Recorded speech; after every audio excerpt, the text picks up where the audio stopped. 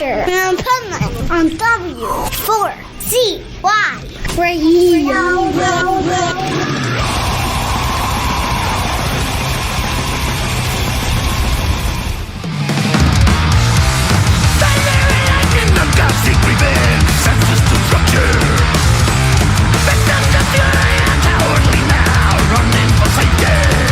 This is the Pipe Man here on the Adventures of Pipe Man W4CY Radio, and I'm very excited about our next guest and why we're talking to him once again, because definitely one of my favorite bands. Definitely a song they did just recently that I absolutely love their rendition of. So let's welcome to his show, John Gallagher from Raven. How are you? I am doing good, Sir Pipe. How are you?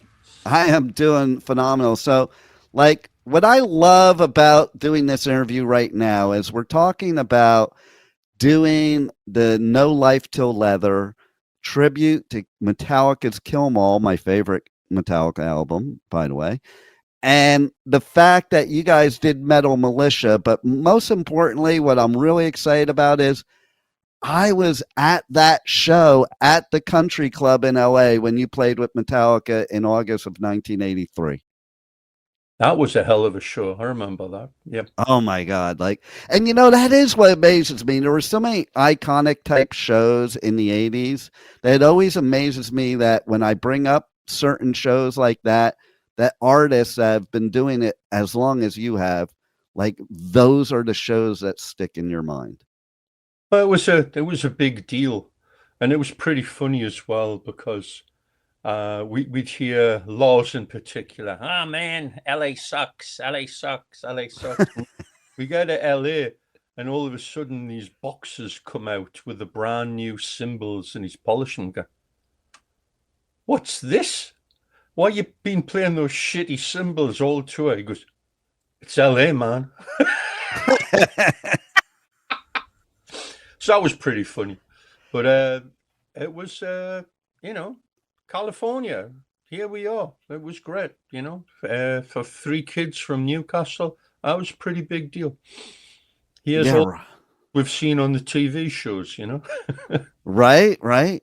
And I mean, I had already listened to your music, but then when I saw it live, I was like, oh my God, that's amazing. Because one of the things about your band too is you sound just as good live as you do on a studio album, which isn't always the case with bands.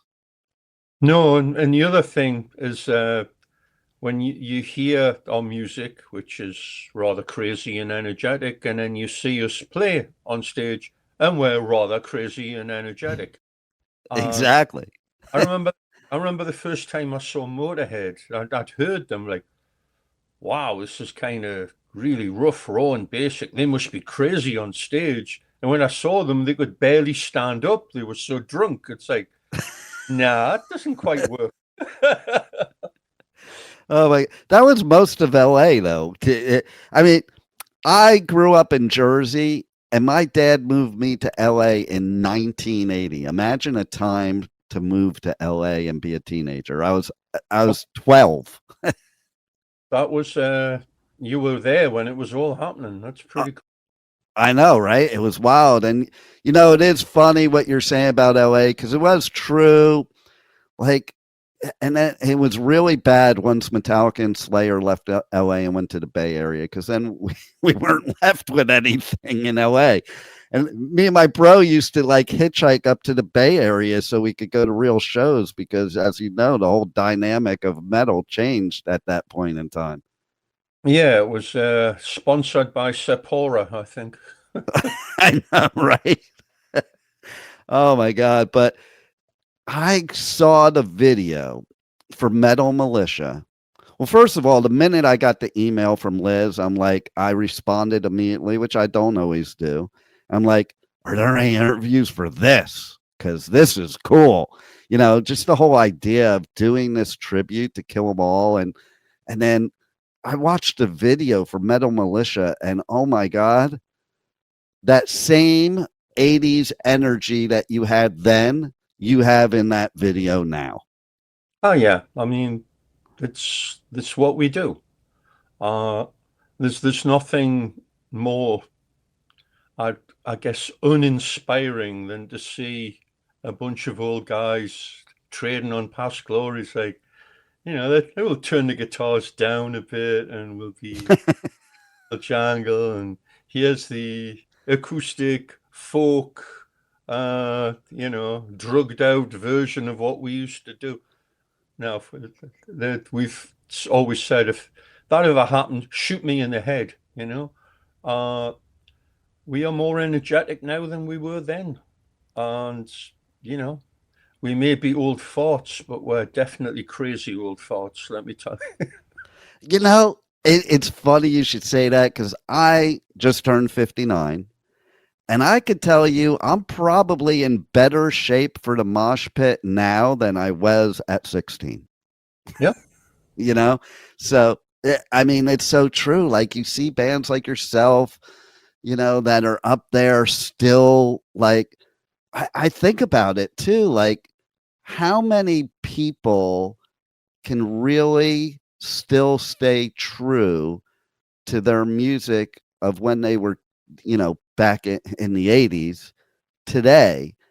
And that's what's so cool about Raven because like it's true. You guys are just like just as fast, loud, energetic, and brutal as you ever were.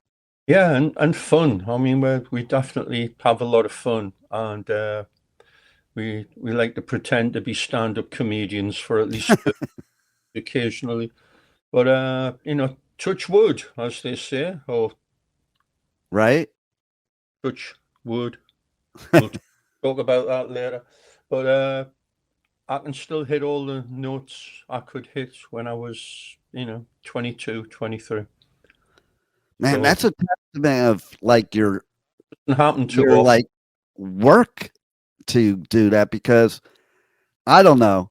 I sang thrash metal for a little while when I was a teenager. I would never be able to do it today. Like I couldn't. I I don't know many bands that can hold a note. Even Slayer, like Tom can't really do those screams he did back in the 80s.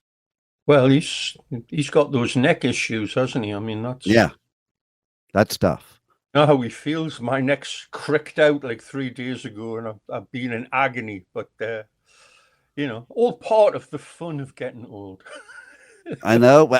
And me, I have osteoarthritis in the neck, and I still headbang at every show I go to, and I still go in the pit. And I'm like, I'm still an idiot. I remember way back being a teenager, I would headbang at shows like at the country club, and I would get like this migraine headache and just keep doing it till the adrenaline pumped so hard I didn't feel the headache anymore. That old saying, you don't stop having fun because you get old. It's you get old because you stop having fun. Yes, 100%. Look at Ozzy. I Laugh. mean, We're 18-year-old with 50 years experience. exactly. Listen, I have 4 kids, 8 grandkids. None of them can keep up with me. I'm like, what's wrong with you people? You should have the energy. And here I am. Like I was just saying to my grandson today. I was like, why can't you keep up with me? I'm your grandfather. Come on. Amateurs. Right? So what how did this come about that you were recruited to do Metal Militia for this album? Well, we were actually recording it was the last album. It wasn't the EP, it was the last album, All Hell's Breaking Loose. And it was the first record for Silver Lining. And they said, as part of the deal here, could you guys do a Metallica cover for a Metallica cover album we're doing? And this is going to be Diamond Head and Saxon. And we're like, yeah, why not? That'd be fun. But what song? And they gave us a choice of like, I don't know, 4 or 5 songs. And it was like Metal Militia. That's the craziest song. Let's do that and let's rev it up and let's have, let's twist. So we put a few things in, and unfortunately they make us take a few things out because of standards and practices and synchronization rates. And so I can't even tell you. I can tell you there was a bit at the end which was really funny, and we had to take it off, unfortunately. But we did get to do a jazz version of a song at the beginning, which no one will be able to figure out, but we know what it is. I had to slip a little bit of Cliff in the middle, and we changed the arrangement, added a few extra riffs and cut a few down and Ravenized it, but it's still true to the original, because the original is crazy. So we wanted to keep that spirit. And one thing that came right up is Mike went, Mark should sing this. He's got the voice for this. I'm like, yeah, you're absolutely right. Because he's got that rough kind of Bon Scott. And for this, he actually sounds like James on half of it. It's hilarious. He does kind of, like I was wondering that at first. I was like, okay, so I'm curious before I even saw it. I'm like, I'm curious why chose Mark to sing on it. And then I saw and I was like, oh, that's perfect. That's the first time Mark sung lead since Rock Hard back in 1982. And we're like, it's like the secret weapon. Absolutely. Right. Right. Long overdue. So we got to do that. I sing harmonies for a change, and it was just great. And Mike's insane on it, on the drums, of course. So it was a no-brainer for us. We banged that up with the arrangement very quickly. We say, what do you think of this? Yeah. Boom. Everyone stuck a 10 cents into it there. And put that cool dun, dun, dun, dun, dun, dun, dun, dun, dun, dun, little bit like that, the riff in it, and great fun. And did it and forgot all about it until it was like, yeah, finally the other bands have done this stuff, so it's going to come out. It's coming out in like 3 weeks. Can you do a video? I'm like, what? So we said, well, there's the Metallica connection. We have a strong connection with Metallica from day one. Let's use video from the show we did with them a couple of years ago in Fort Lauderdale, the tribute to John and Marsha Zazula. Yeah. A bunch of classic photographs. So that's definitely a freeze frame. What's this? What's this? What's this? So it's, it bears repeated viewing for sure. As an old schooler, that was definitely me when I started seeing the pictures. I'm like, oh, wow. It's actually funny because, funny story, I was the first quote unquote merch dude for Armored Saint. Way back when. Joey and I have talked about this because we've been friends to this day, but we've talked about it on interviews. And he blew my mind one interview because he brought something up I didn't even know.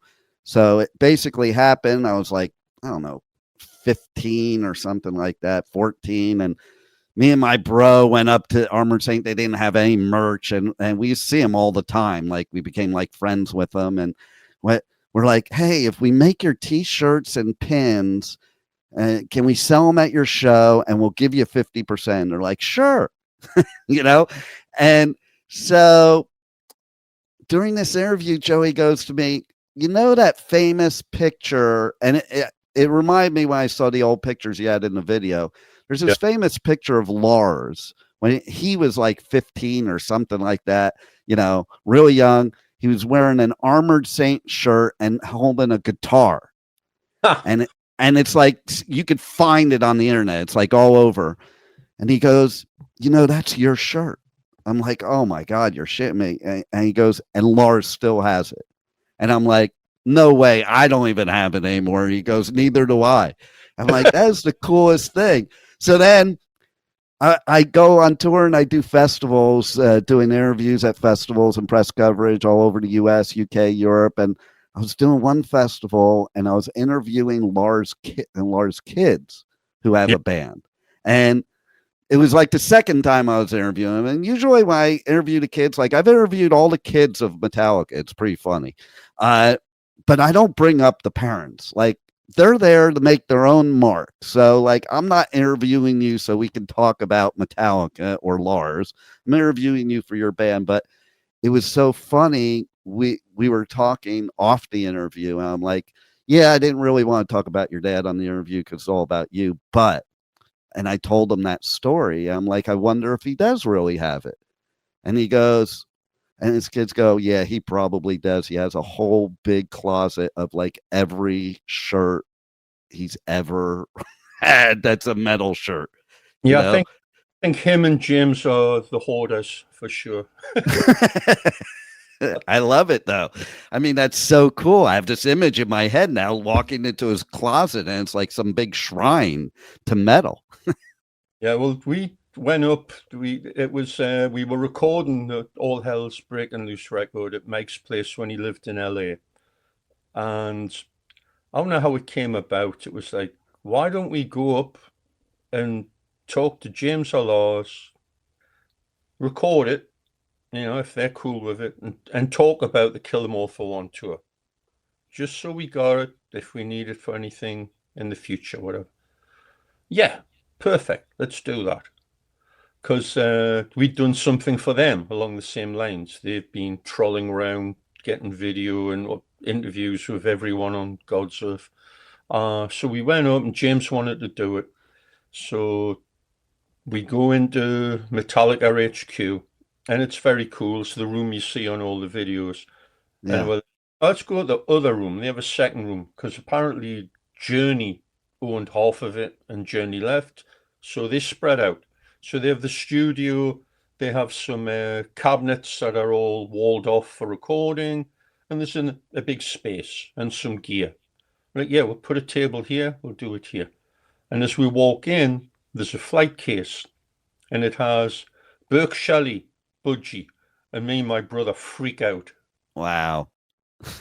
Because next to it is the 1 by freaking 18 Vox bass cabinet that we saw Budgie playing through in 1975. Wow. And the 200-watt Marshall Major bass amp that he played through. So we're freaking. And James comes in. He goes, oh, what do you think? I said, I don't care about that. What about this? Yeah.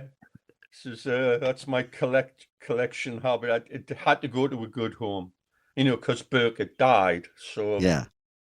And when we went in the studio, producer Greg said, have you seen this?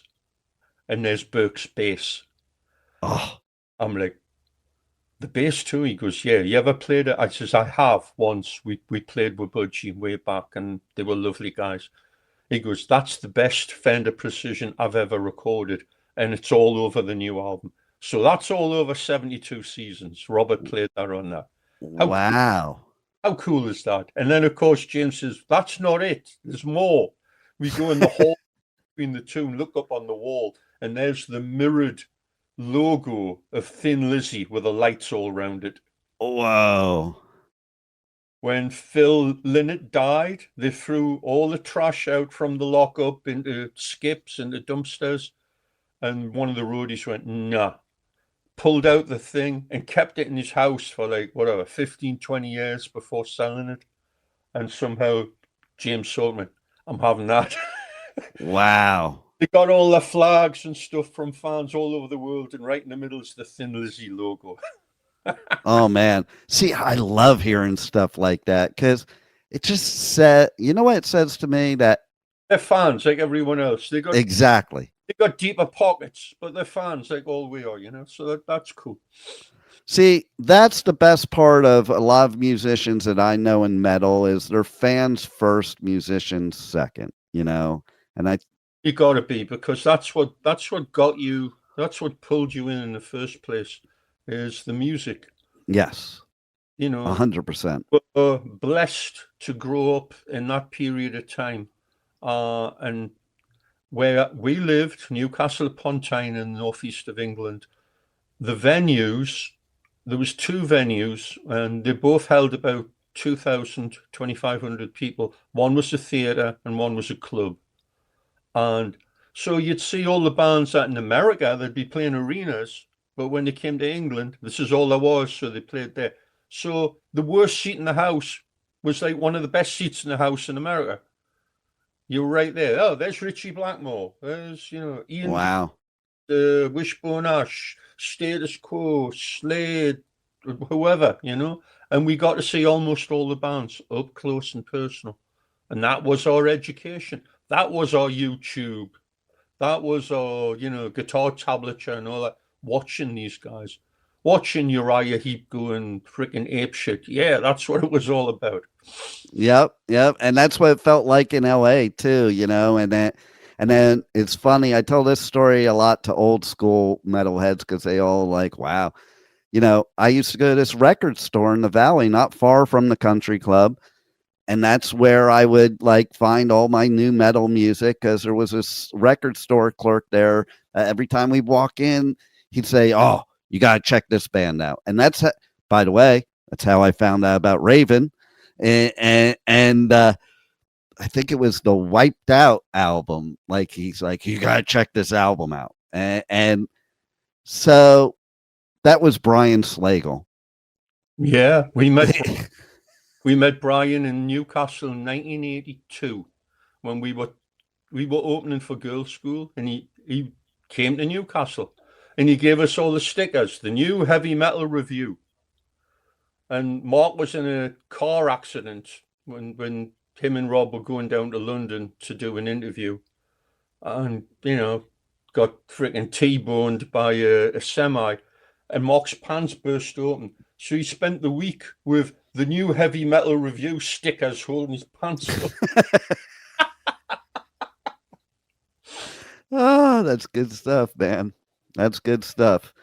So, I can't believe here we are all these years later, and like No Life Till Leather. I mean, to me, this is probably one of the most amazing releases this century. I'll just put it that way. This century. Well, the little bit I've heard, the cool thing is, because often there's these, you know, compilation cover records, and they can be a little bit cheesy. They can be a little goofy. But I think genuine respect for sure. And it's a cool album, you know. It's not just, you know, I hate when people just retread when they do a cover song. Let's play it because, you know, you may have modern production, but otherwise, what's the point? You're not bringing. You got to bring some of yourself into it. Oh, no doubt. Take it somewhere. So I think, you know, I'm still waiting on my copy of that. But the few I've heard, people have absolutely done the songs justice, and it's cool, you know.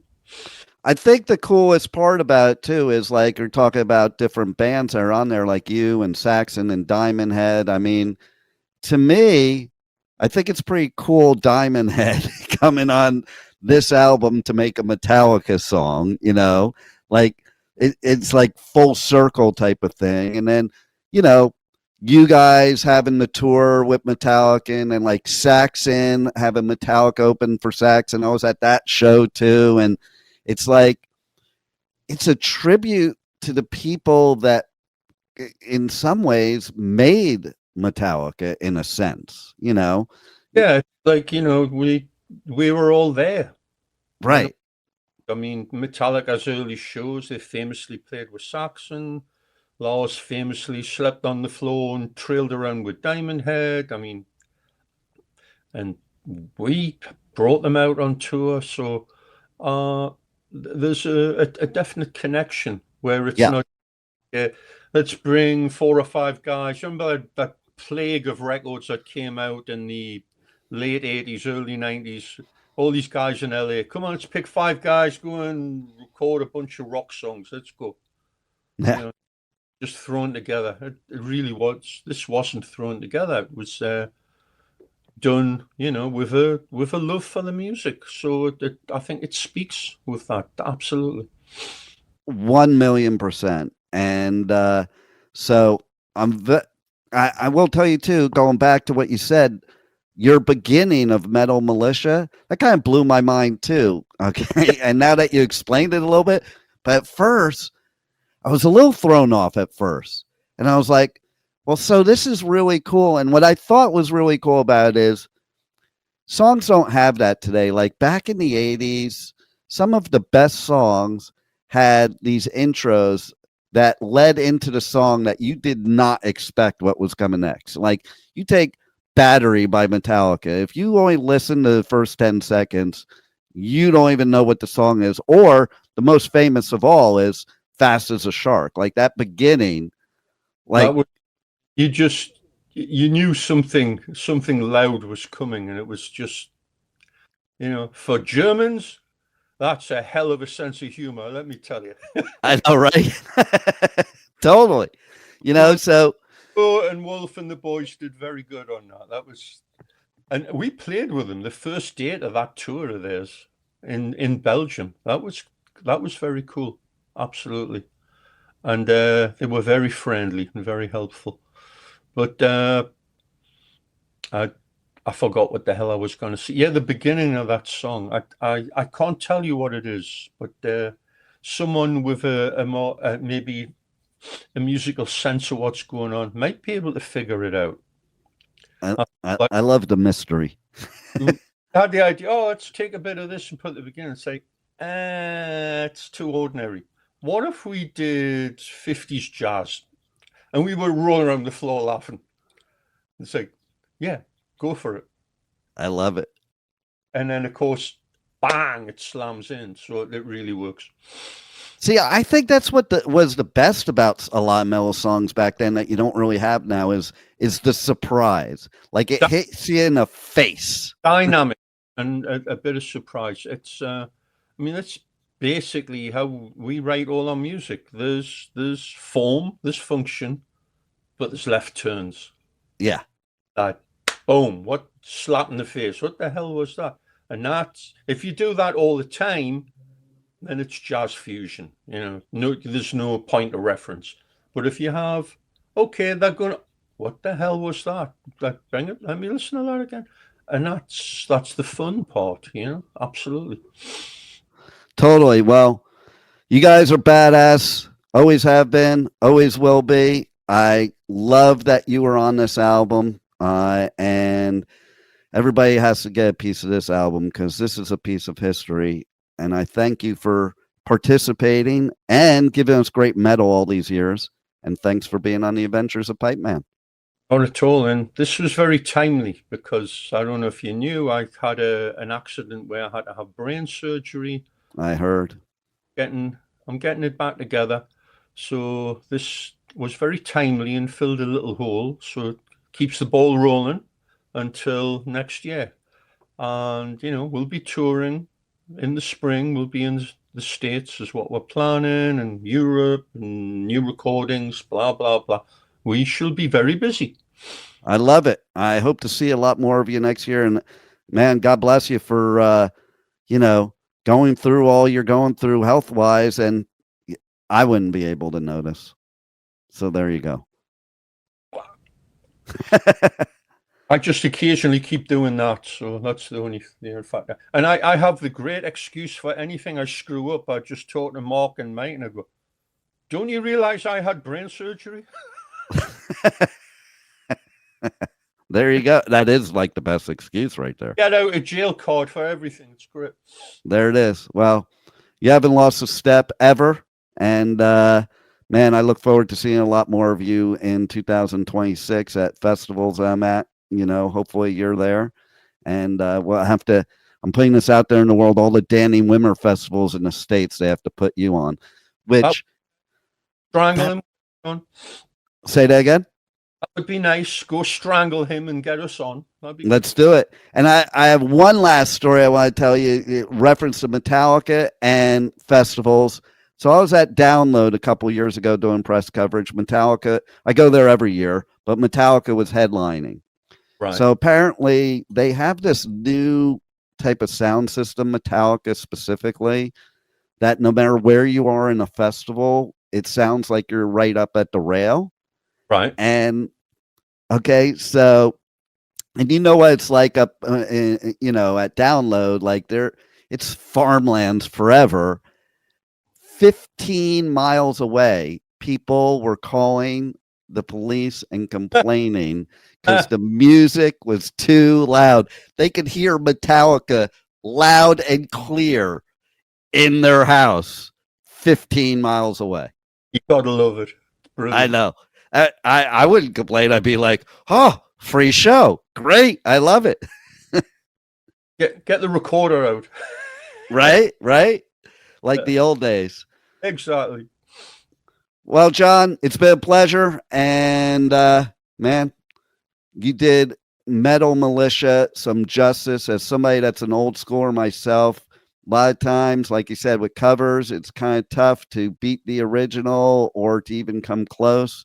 But you did put the Raven spin on it, and it did, with your brother singing. I mean, it was almost like James was channeling into him. That's the way we saw it. But thank you. And we'll see you in 2026. Have a grand Thanksgiving to you. And you have a great rest of the holidays, and keep on rocking. I'll do. Thank you for listening to the Adventures of Pipe Man on W4CY Radio.